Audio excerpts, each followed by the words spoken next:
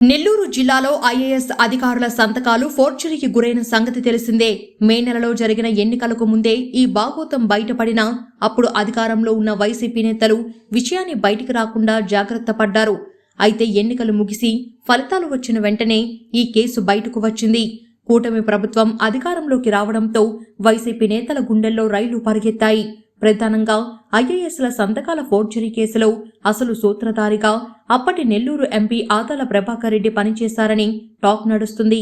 Adala ప్రోద్బలంతోనే కమిషనర్ల సంతకాలను forgery చేసి భారీగా నిధులు డ్రా చేశారు.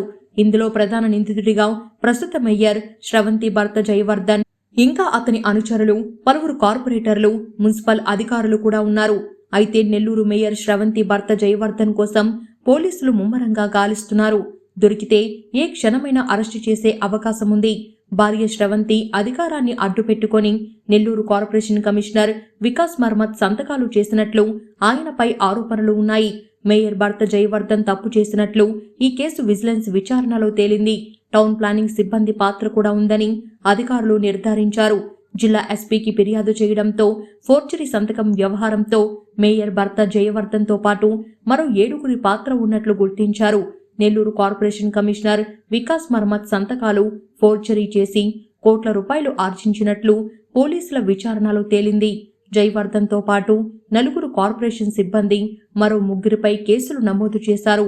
దీంతో మేయర్ శ్రవంతి భర్త జయవర్ధన్ అజ్ఞాతంలోకి వెళ్లిపోయారు. చెన్నైలో ఉన్నట్లు సమాచారంతో పోలీసులు అక్కడ సైతం గాలించారు. కానీ అక్కడ నుంచి పారిపోయినట్లు గుర్తించారు. జయవర్ధన్ ముఖ్య అనుచరుడు వంశీకృష్ణ బెంగళూరులో అరెస్ట్ అయ్యారు. జయవర్ధన్ కనిపిస్తే ఏ క్షణమైనా పోలీసులు అరెస్టు చేసే అవకాశం ఉందని తెలుస్తుంది. ఈ పరిణామాలతో భర్తను కాపాడుకునేందుకు నెల్లూరు మేయర్ శ్రవంతి ప్రయత్నాలు కూడా చేశారు. అమరావతికి వెళ్లి పలువురు మంత్రులను ఆమె కలిశారు.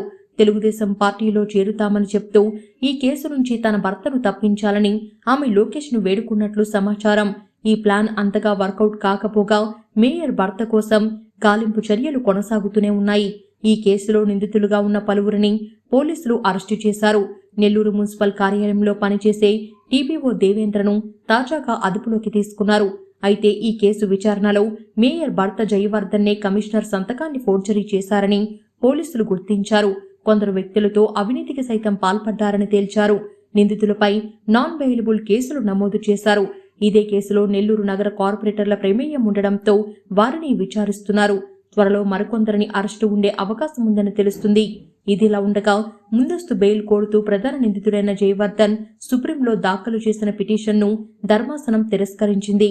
విచారించకుండానే అతని వెంటనే అరెస్టు చేయాలని తేల్చి చెప్పేసింది. దీంతో మేయర్ కుటుంబానికి కష్టాలు తప్పేలా లేవు.